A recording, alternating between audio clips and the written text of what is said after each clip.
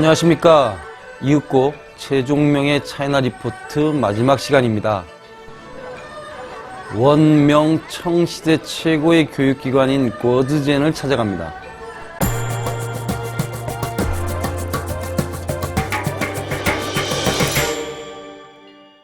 지하철 2호선과 5호선이 만나는 융호궁역 부근에 있습니다. 청신제 폐방을 지나면 회나무들이 높이 자라 그늘지고 시원한 거리가 나옵니다. 공예품 가게가 몇 군데 있고 번잡하지도 않습니다. 궈즈젠과 담을 마주하고 있는 공자사당인 쿵마오 벽은 구궁에 있는 벽과 색깔이 같습니다. 궈즈젠은 1961년에 국무원이 공표한 전국 문물보호문화재입니다. 이곳은 1306년 이래 최고의 학부로서 명성을 지키고 있습니다. 두 곳의 대문을 지나면 인공으로 만든 수정으로 천연의 채색감을 지닌 유리로 만든 아름다운 폐방이 나타납니다. 베이징에서 하나뿐인 이 유리 폐방은 청나라 걸륭제 시대에 만든 것입니다. 3칸과 4기둥 7누각으로 만들어진 찬란하고 유려한 자태입니다. 걸륭제는 한족 융화 정책과 통치 이념으로 유교를 존중했습니다. 궈즈젠에 비융을 건설하고 바로 앞에 휘황찬란한 폐방을 세운 것입니다. 하얀색 바탕에 친필로 환교 교택과 학회 절관을 앞뒤로 나란히 새겼습니다. 비융 주변에는 도랑을 내고 호수를 삥 둘렀고 다리를 지나 들어갈 수 있도록 연결되어 있습니다. 유일한 황가의 학궁인 비융안은 늠름한 황제의 자태와 잘 어울립니다. 청나라 시대에는 황제를 상징하는 색깔이나 벽돌, 창문, 장식은 유일하게 유교 학당이나 공자와 관련된 건축물에서만 사용할 수 있었습니다. 비융이 건설되기 전에는 이룬탕이 학당의 역할을 했습니다. 비융 뒤편에 붉은 빛이 감도는 이룬탕 앞에는 공자의 행교상이 서 있습니다. 건물 양쪽으로는 길게 복도가 이어져 있고 과거와 관련된 박물관이 있습니다. 최고 학부에서 공부하는 모습을 밀랍 인형으로 꾸며놓고 있습니다. 시대별로 문관과 무관의 복장을 한 모습도 있습니다. 신라인인 채치원이 18세에 진사에 급제해 짱수의 한 현에서 근무했다는 기록도 있습니다. 황제가 주관하는 디엔스의 모습을 진열했으며 과거에 합격한 사람의 명단을 붙인 방도 붙어 있습니다. 청나라 말기 동치제 때의 방으로 장원한 사람의 출신 지역과 이름도 보입니다. 마당을 한 바퀴 도는데 푸스화이라는 나무가 오랜 역사를 자랑하듯 높게 자라 있습니다. 원나라 시대에 처음 심어 이미 고사된 나무였는데 걸륭제 모친의 생일에 때맞춰 푸른 잎이 다시 돋아났다고 합니다. 공자사당인 궁묘로 연결되는 통로가 있습니다. 따청문 앞에는 공자 조각상이 서 있고 관광객 한 무리가 시끄럽게 설명하는 가이드의 말을 열심히 듣고 있습니다. 재빨리 만세 사표 표넥이 걸린 따청디엔 안으로 들어갔습니다. 공자사당은 대체로 어디나 비슷한 분위기입니다. 정면에는 위안스카이가 죽자 총통이 된 리위엔홍이 1917년에 쓴 도흡 대동 표넥이 걸려 있습니다. 아래로는 공자의 신위가 있는데 주변에 전통 악기들이 전시돼 있어서 눈길을 끕니다. 현악기인 구정이 있습니다. 화려한 용머리를 좌우로 틀고 길조 5마리가 서 있는 모양으로 위아래 8개의 얇은 쇠판이 걸려있는 악기는 편경입니다.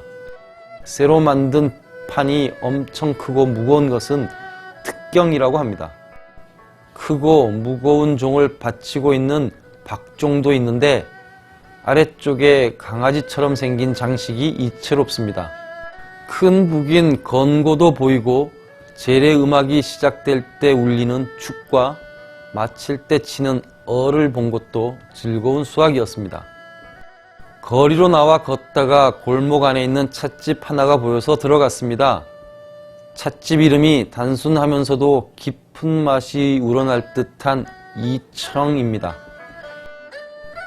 햇살에 비친 찻잔 속에 찻잎이 사뿐하게 가라앉고 찻잔 받침대의 복자가 선명합니다. 창살 밖에서 들어온 그늘이 차의 향기를 더욱 은은하게 해주고 있습니다. 차 한 잔 마시고 일어나니 어딘가에서 고풍스런 악기 소리가 흘러나옵니다.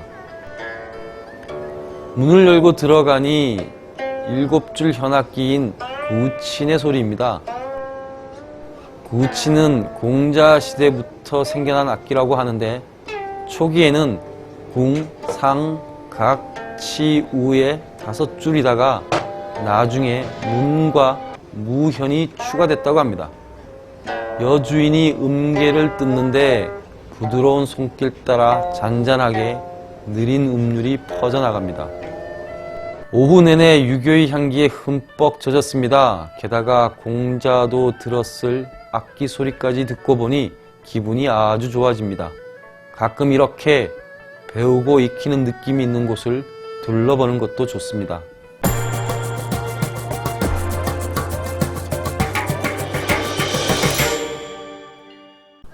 베이징 서쪽 시즈먼에서 이허위엔까지 가는 백길이 있습니다. 베이징 전람관 뒤쪽에 작은 나루터가 있고 황제선의 간판이 보입니다. 황자위허여우, 즉 황가의 백길 따라 유람하는 여행입니다. 외국인들과 중국인들 10여 명이 배를 기다리고 있습니다. 베이징 시내에 이런 백길이 있다는 것이 신기하기조차 합니다.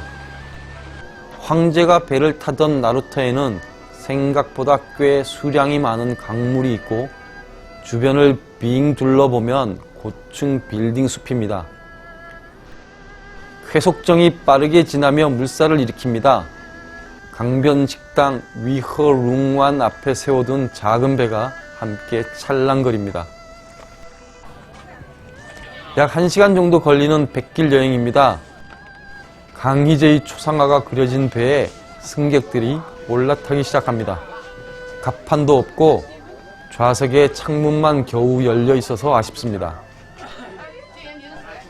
이 하천은 원나라 시대에 조성된 하천으로 까오량허라고 했다가 명나라 시대에는 위허라 불리던 창허입니다.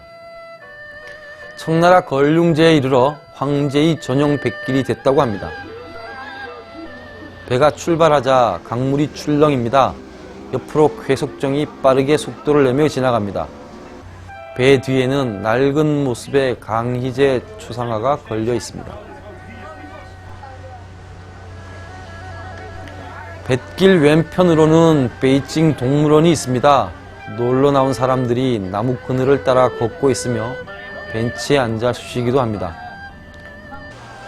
물살이 빠르지 않고 고인 상태라 다소 냄새가 나는 것만 빼고는 재미있는 백길입니다. 안내하는 아가씨는 백길의 역사나 주변 명소를 소개하느라 시끄럽게 떠들고 있습니다.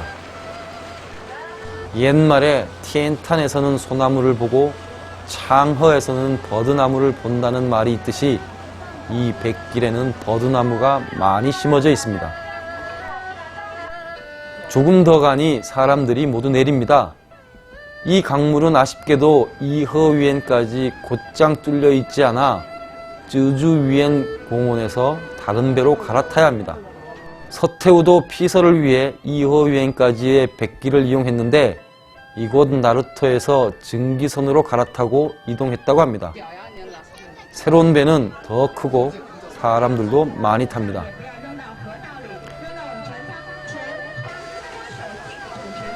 다리 아래를 지나가니 반대편에서 운행하는 유람선이 비켜갑니다.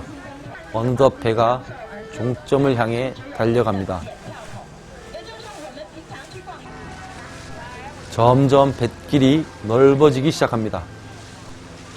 앞자리에 엄마 품에 안긴 아이가 수줍은 듯 바라봅니다. 창밖을 바라보다가 카메라를 본 것입니다. 배가 물살을 튕기는 것을 보니 마지막 속도를 내는 것인가 봅니다. 선상에서는 곧장 이허위엔 쿤밍후로 들어가는 입장권을 팝니다. 이허위엔으로 가지 않는 사람은 쿤밍후 바로 앞에서 내려야 합니다. 배에서 내려서 보니 일직선으로 쭉 뻗은 뱃길이 잔잔하고도 길게 이어져 있습니다.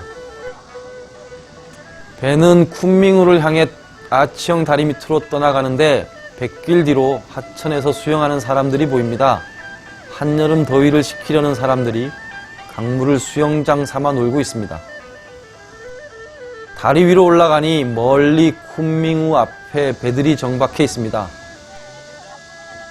뱃길 종점인 난루이먼입니다. 저 멀리 쿤밍후 앞을 가리며 버티고 서 있는 다리가 멋집니다. 마치 징처럼 생긴 소치라는 뜻으로 루어구어 차오라고도 하는 슈이차오입니다. 슈이라는 말도 물결을 수놓는다는 뜻이니 이름도 걸작입니다. 황금색 유람선이 정박해 있고 파란 호수 앞을 봉긋하게 가린 다리가 정말 인상적입니다. 다리 밑으로 다시 되돌아가는 유람선이 지나가고 있습니다.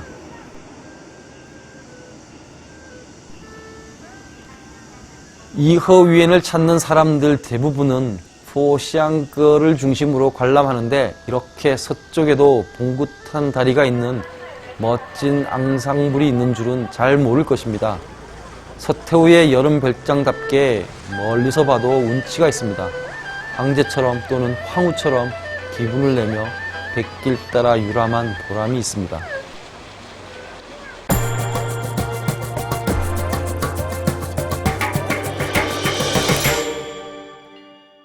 따산저 798 예술구는 냉전 시대에 군수품을 만들던 공장지대가 어엿한 갤러리촌으로 탈바꿈한 곳입니다.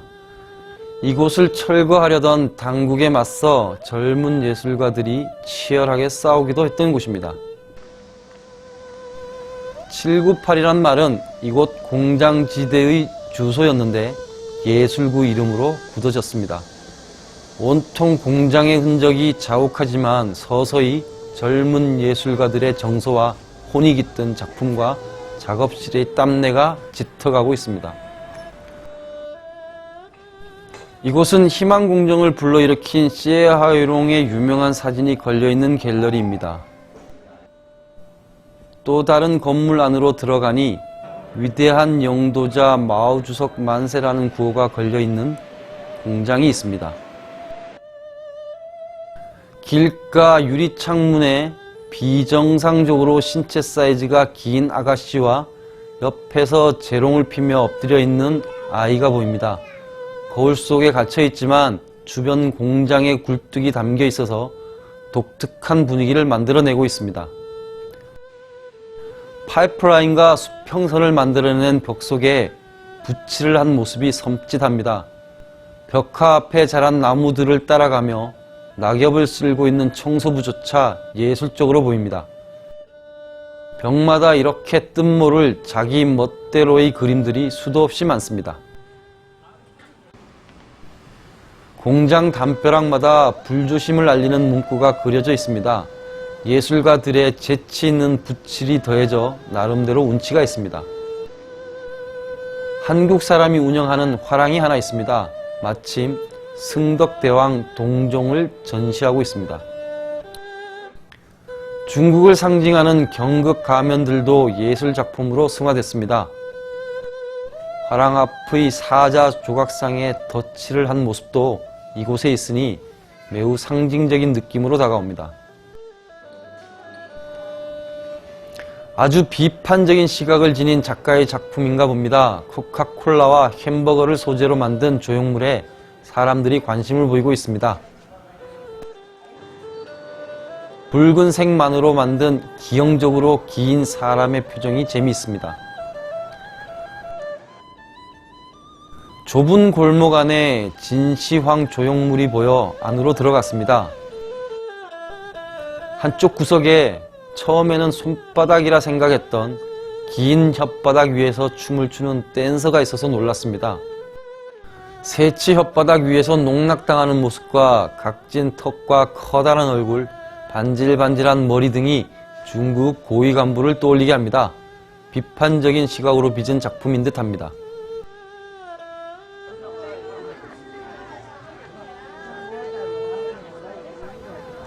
공예품이나 책, 캐릭터 옷 등을 파는 노점이 있습니다. 내국인과 외국인들이 섞여 혼잡하면서도 활기가 넘칩니다. 798이라는 숫자를 멋지게 도안한 티셔츠도 팝니다. 한 창고로 들어서니 주사위 모양으로 꼭지점이 바닥에 있는 정육면체가 나타납니다. 각 면마다 16개의 정사각형 속에 특이한 모양의 그림들이 그려져 있습니다. 온몸이 묶인 채 고뇌하는 연한 파란색의 인간도 서 있습니다. 투명 유리와 빨간색의 공중전화 박스가 있습니다. 요즘에는 핸드폰 없는 사람이 거의 없을 것입니다. 그래서 이 공중전화 박스는 사진을 찍으면 예쁜 배경으로 제격일 듯 싶습니다. 공중전화 옆의 커피숍 문이 재미있습니다. 커피 원두가 쌓여 있고 흰색의 잔으로 된 문이 열렸다 닫혔다 하면서 사람들이 들어가고 나오고 합니다. 좁은 골목 안에서 조소 작가의 개인전이 열리고 있습니다. 안으로 들어가자 무사 시리즈 작품들이 곳곳에 배치되어 있습니다. 주로 동을 소재로 만든 작품인데 머리에 쓴 금색 덮개가 인상적입니다. 한나라 시대의 번마 조각상이 한가운데 놓여 있습니다. 번마란 달리는 말이라는 뜻인데 국가유물로 지정된 기와의 내림새인 마구리 문양 중에서 아이디어를 얻어 말에다가 상상력을 발휘해 무사를 함께 만들어 형상화했다고 합니다.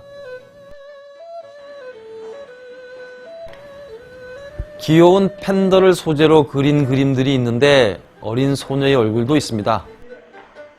한 꼬마 소녀가 약간 수줍은 듯 포즈를 취하고 있습니다.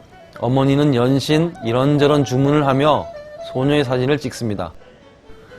아이도 귀찮지 않아 하며 착한 모습입니다. 웃기도 하고 약간 재롱을 피우기도 하는데 이목구비도 또렷하고 인상도 좋습니다. 젊은이들이 해학적이다 못해 약간 흉물스럽기조차 한 조형물 옆에서 사진을 찍고 있습니다. 조형물 뒤편에 웃기는 캐릭터들이 앉아 있는데 발가락과 손가락이 아주 귀엽습니다. 흰옷을 입고 빨간 머플러로 매듭을 짓고 있는데 그 표정도 다 제각각입니다. 거리 한쪽에는 소수민족 나시족의 상형 문자인 동바문자 캐릭터 상품을 파는 공예품 가게가 있습니다. 동바문자 상품을 진열하고 그 문자들로 벽도 꾸몄습니다. 하얀 벽에 중국이라고 흰색 칠을 하고 그 사이에 세계 각국의 국기들을 그려 넣었습니다. 해석하기 나름이겠지만 중국 속에 세계가 있다거나 하나의 꿈을 표시하려고 그려놓은 듯합니다. 거무튀튀한 벽에 도토리 같은 녀석이 앙증맞게 그려져 있기도 합니다. 전통 의상을 파는 가게 앞인데 어딘지 중국답지 않은 모습의 인형이 있습니다. 아프리카 느낌도 나는데 익살스럽고 귀엽습니다. 중국 인민복을 입고 전쟁터에 나가는 군인들의 조각상도 일렬로 서 있습니다. 젊은 예술인들의 작업 현장이면서 동시에 전시 공간인 이곳이 자본의 힘에 의해 상업화의 길로 가는 것이 아닌가 하는 염려도 좀 됩니다. 군수공장이던 798 예술구가 예술과 문화, 그리고 상업까지 결합된 공간으로 변하고 있습니다. 가난한 예술가들이 있는 그대로의 공장에서 작업을 하던 곳이 공장을 때려 부수고 현대식 건물들을 지어 상업주의와 자본주의만 만연한 곳으로 변질된다면 이곳도 더 이상 살아 숨쉬는 예술의 공간으로 남지는 못할 것이라는 생각을 해봅니다. 최종명의 차이나 리포트 이번 시간으로 마칩니다. 지금까지 중국의 31개 성을 둘러보는 대장정에 함께 해주신 모든 분들께 감사드립니다.